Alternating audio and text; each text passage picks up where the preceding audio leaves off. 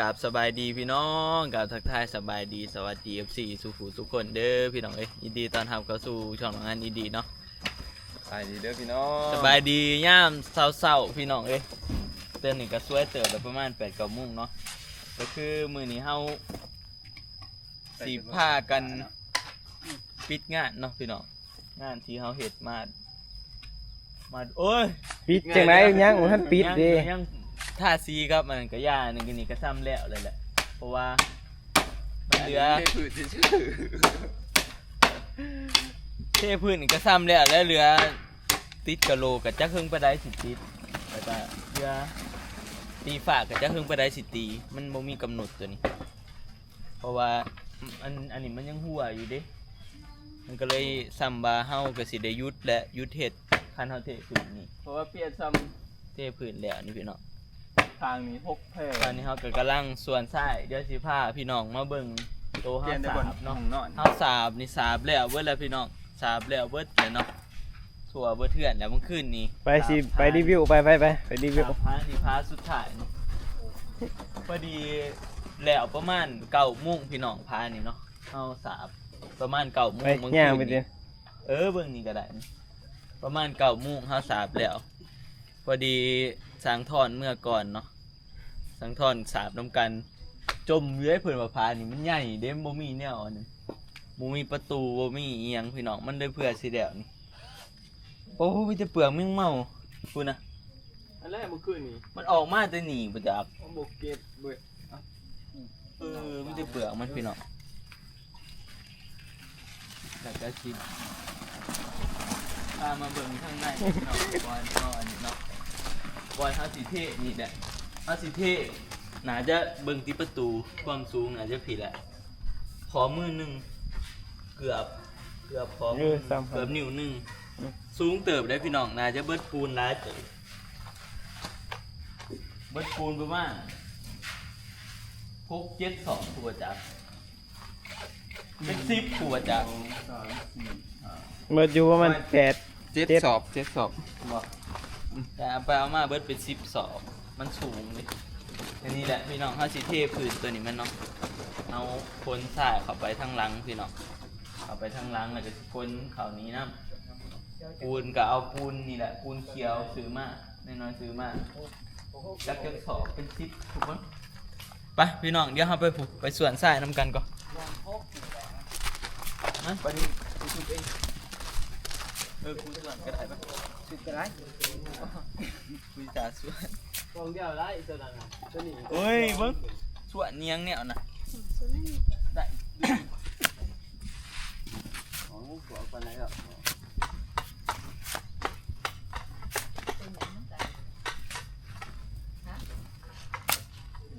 ตั้งแต่อันนี้มานี่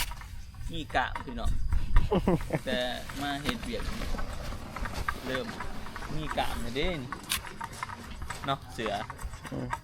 แต่ข้าวตะกี้เฮ็ดอีหยังก็ออดๆแอดๆแบบว่าเฮาบ่ได้ค่อยเฮ็ดเวียกเฮ็ดงานมันก็เลยแบบอ่อนแอว่าซั่นซะอ่อนแอพอมาเฮ็ดเวียกเฮ็ดงานแล้วโอ้มีกะได้เดือนก็แข็งแห้งนั่นแหละไอ้คำซีก็ไอ้ผึ่งท่านได้ตื่นจ้ะมันคืนนี้เพิ่นนอนเด็กได้ซุ่มแบบแม่งเมาออกพี่น้องมันคืนนี้ปีกมันเต็มพอเห็นอยู่ไอ้สีขวานแล้วก็ให้ไอ้เผิงซีมเห็นอยู่หักอยากนอนบ่ลุกขึ้นมากินก็บ่ลุกขึ้นมาซีมนำดอกเด็กบ่เด็กก็ยังลุกขึ้นมากลัวยังเมาเนาะก็ยังแบบแล้วเนาะเราบ่ได้ท่านได้นอนจริงกลัวแม่งเมากินตอนดึกไปพี่น้องเดี๋ยวเฮาส่วนอันนี้ก็เนาะส่วนแล้วเดี๋ยวเฮาสิเข้าไปคนสมปูนเนาะไปพี่น้องหลังจากที่เฮาคนสายมาแล้วเนาะไปเขาคนซะหนึ่งกูสิยืนเบิ่งกูสิปาดกูซื่อปาดจังสิบ่ได้เอาว่ะ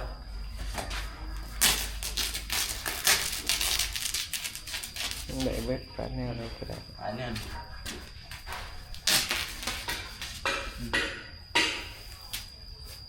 มันชิง่ายกว่ากันมาจากเนาะเอาแบบมันปาดเงาเลยดิ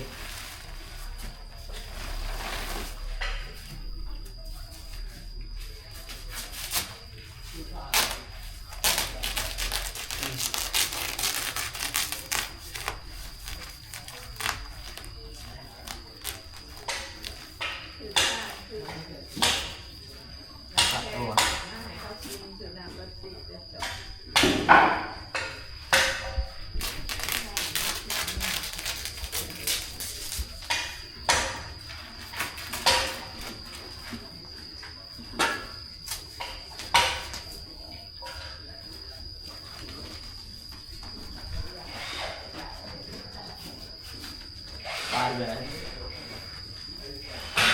ง่ายกว่ากันไอ้เสือมันออกง่ายกว่ากันเนาะเอาออกไปไหนเอาตัวนี้ออก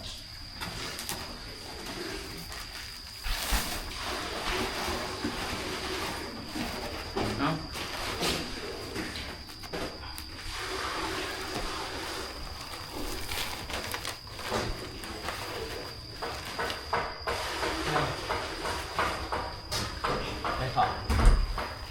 ตอนนี้ซีก็กำลังขี่แล้วเนาะ กำลังตื่นไปนอนมื้อก็ให้นอนของหน้ามื้อแม่งเมากับกระจงป้าให้กันกินกินผู้เดียวกินผู้เดียวเนาะ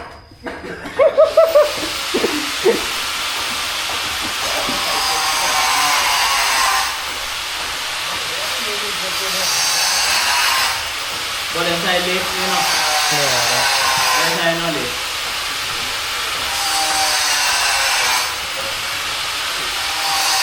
อ๋อคุณสาวต่อข้าวสีโต๊ะแล้วเนาะก้อนง่ายนี่นะพี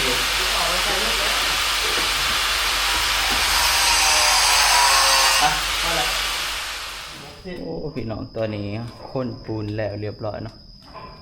ปูนที่ห้า เที่ยวมันบิดเนี่ยตักมันบิดร้ายเหรอนั่นร้าย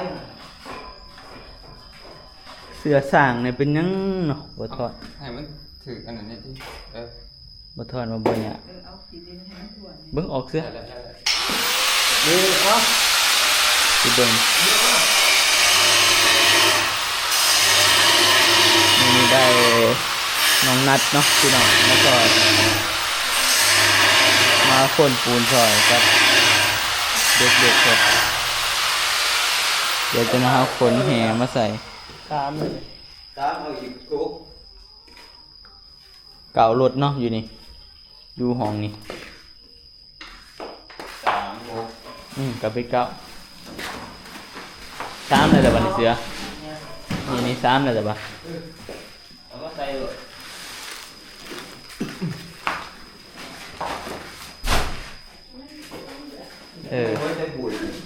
ใส่นี่แล้วก็ใส่นี่เนาะเสือใส่นี่แล้วก็ใส่นี่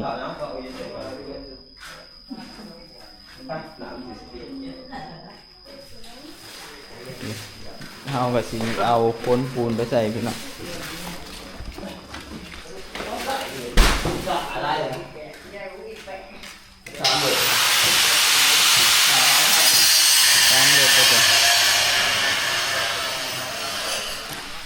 อ่ะ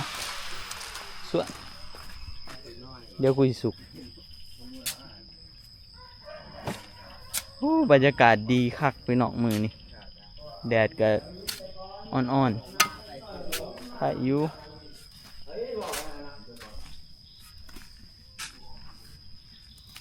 เฮ้ยเอาไปแต่กบขึ้นนี่แม่นบ่เออ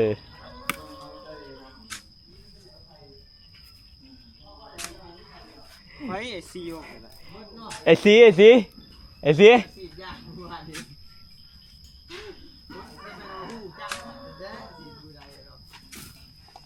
อ่ะตายเห็นไหมแนวบ่เฮ็ดคลิปดิไต่กบไต่ไปไต่มาไปหาไต่แถวเขาขาย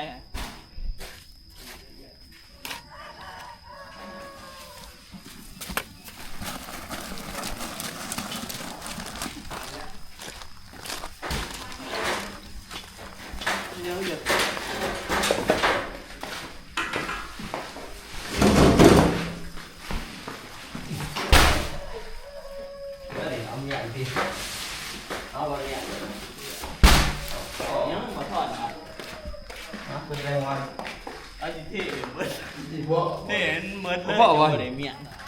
เอ้ย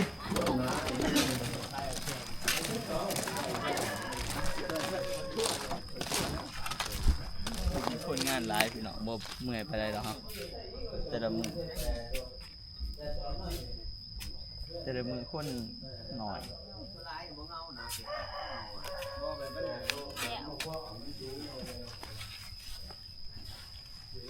ก็แหวะสำเนาะ แม่งเอ้ยหลอกกันดิโอ้กระสุกลูกน้องสัตว์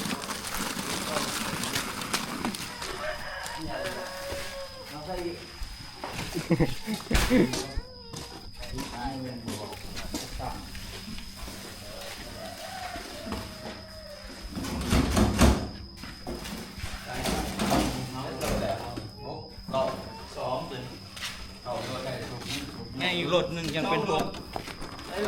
พวกย่านี่ว่าเก่าคืนที่ท้องแหละ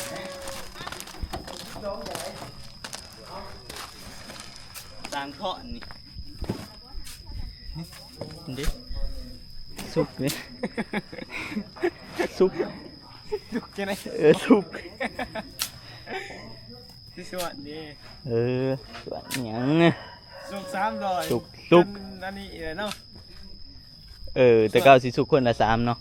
ส่วน200ซา กูทั้งสุกทั้งสวนแม่นแหละ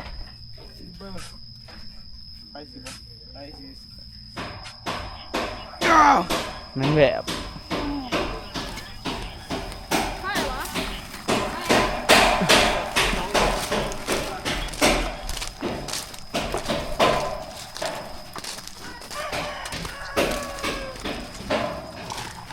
โอ้โหมึงกินหรือเปล่าเขา กินแล้ว กินแล้วเนาะ จังน้อย สิยังมันกำลังตื่นแต่ก็มาดู ได้ยินข่าววะเมื่อยแห้งขึ้นนี่ เหนื่อยยังปวดต้นโตอยู่ โอ้ จุดละ9 โมงเลยฟานเมื่อคืน สร้างสี อยู่เป็นกระบะไม่พูดอ่ะ เห็ด ปะสิเจ้าและเห็ด เห็ดคือหม่ามแปะพุ่งนี่เห็ดแปะๆบาง กูขึ้นเต็มผ้าท้องผ้าอย่างว่าเนี่ย ๆโอ้กินกาแฟเนาะ กำเปิดหักกระหม่อมใหญ่ ไปพี่น้องจะหน่อยเอาเทเนาะเดี๋ยวเขากำลังคนปูนเขาอยู่เนาะพี่น้องคนปูนเขาไปใส่ทั้งในอีกเดี๋ยว12อันนั้นสิใช่12หล่อพี่น้องเอาใส่12หล่อเนาะสาบแล้วเบิดเดี๋ยวได้พี่น้องสาบแล้วเบิดเลยพอดีกันแล้วแหละ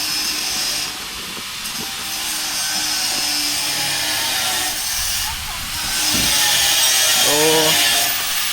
ลุงบานเราสิตัดเสาออกพี่น้อง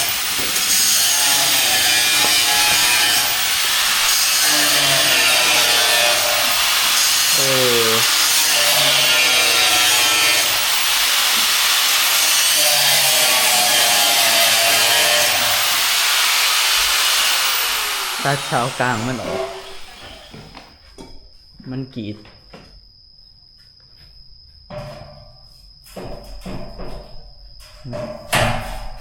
ถูกอีกเล่นพี่น้องถูกทั้งถูกมันอีกถูกแล้วก็ตัด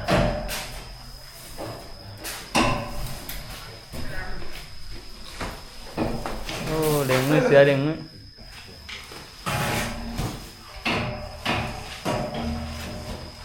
จากหน้าพี่น้องจะน้อยโคนปูนมันแหลมเตรียมเทกัน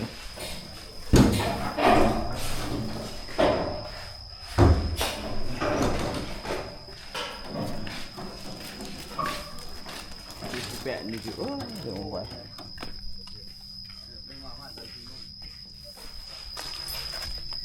นี่พี่น้องเดี๋ยวจะพาเบิ่งเฮาบัดนี้เฮาก็เอาแห่เขามาเนาะเอาเขามาแล้วเฮาก็สิมาปูนไว้นี่เฮาก็ใส่น้ำไปแน่จักหน่อยแห่นี่ปูนนี่3 ศอกเนาะพี่น้องใส่นี่9 รถแล้วก็แห่นี่กับน่าจะ9คือกัน เขา เนี่ยเดี๋ยวก็รถคือกันเนาะป้าใครมีแนวสมปูนเนาะคือสบายหาอย่างอีก4เป็นเก่า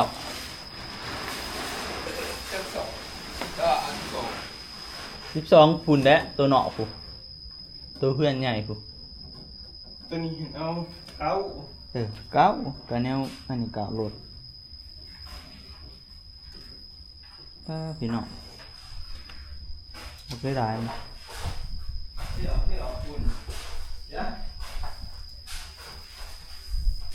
มาทางนี้เขาก็เคลียร์พื้นที่แล้วอยู่แล้วเนาะพี่น้องนี่โอ้เสือหนูมันไต่ปูนได้เฉยเอ้าตกเขาวะ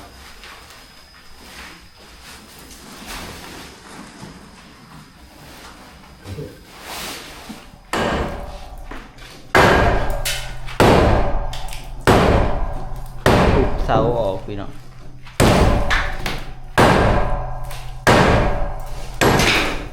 โอ้โถเติบได้เผื่อสิออก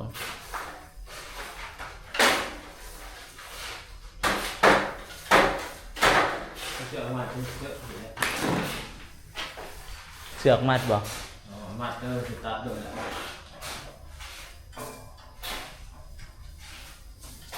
มัดแทนจะหัน แล้วก็คอยอันนี้ลงบ่ ตัดเดี๋ยวตัดเนาะคอยๆลูก โอ้ จะตัดขึ้นขาเดี๋ยว แล้วก็ห้ามออกเนาะวัน มา นี้ วอกเลย เออ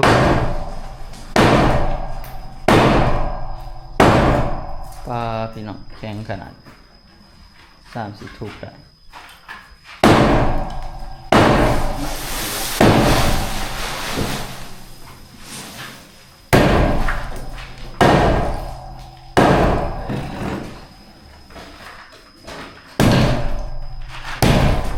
เดี๋ยวนะ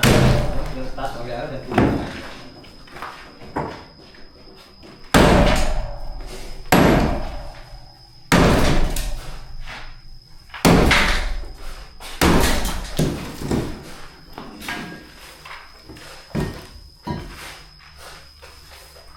เป็นฟ้าเลยเนี่ยถุงเนี่ย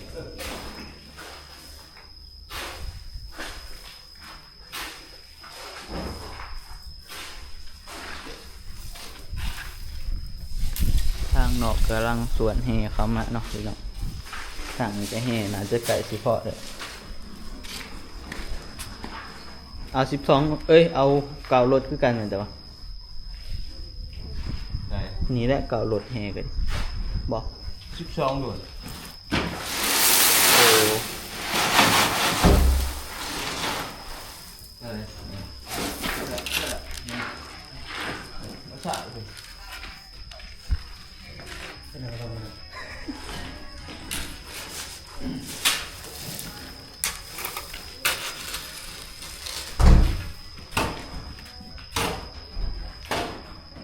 เตรียมเทพี่น้องเคลียร์พื้นที่เรียบร้อยไปแล้วจะหน่อยเอาน้ำมาตัวนั้นแหละแล้วก็เทตัวนี้ก่อนเลยเนาะเทตัวห้องขั้วนี้ก่อนพี่น้อง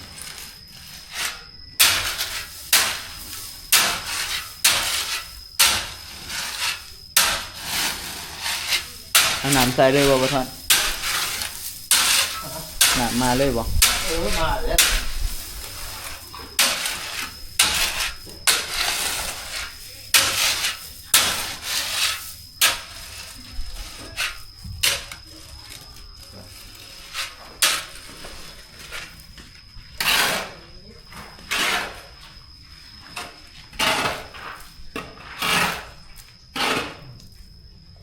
ไปเบิดเราจะเปิดน้ำให้จ้ะ อ้าวหรือว่าสมตัวน่ะ เสือเอาซื้อจะเปิดน้ำ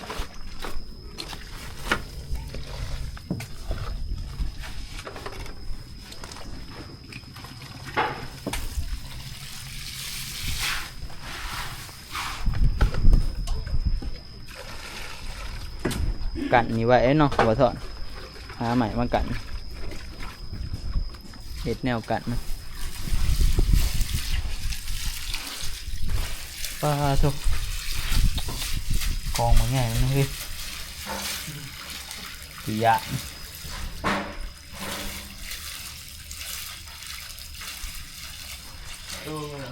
ง่ายแต่ว่าแบบ เเดี๋ยวนะแห่ง12สอบ เมืองจามบ่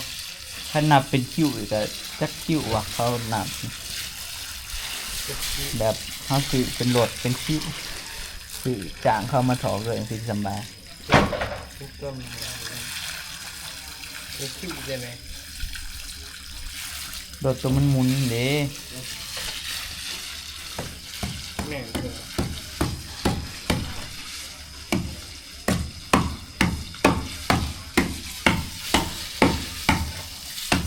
ไปพี่น้องเดี๋ยวจะน้อยมาทาเบิ่งอันนั้นเด้อเนาะแล้วมาทาเบิ่ง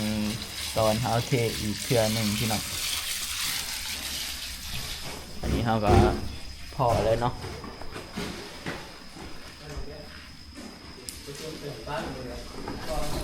ไปพี่น้องสลับคลิปนี้ก็สิได้เบิดเพียงสำนีแล้วเนาะกะเดี๋ยวมาทาเบิ่งตอนเฮาเทอีกรอบหนึ่งเนาะเดี๋ยวเฮามาน้ำทาปูนมันดูดซึมน้ำก่อนเนาะแล้วก็จัง ต้องลงไป เฮาก็จะมาเทเดี๋ยวเฮาสิมาส้มตัวนี้ทาพี่น้องส้มอีกกองหนึ่งทาเนาะไปสำหรับคลิปนี้ก็สิได้เบิดเพียงสำนีแหละพี่น้องเดี๋ยวเอาไว้พอกันใหม่คลิปหน้าเด้อขอบคุณปัจจัยที่เบิดสุขทุกคนพบกันใหม่คลิปหน้าพี่น้องขอตัวลาไปก่อนขอกล่าวคำว่าสบายดีพี่น้อง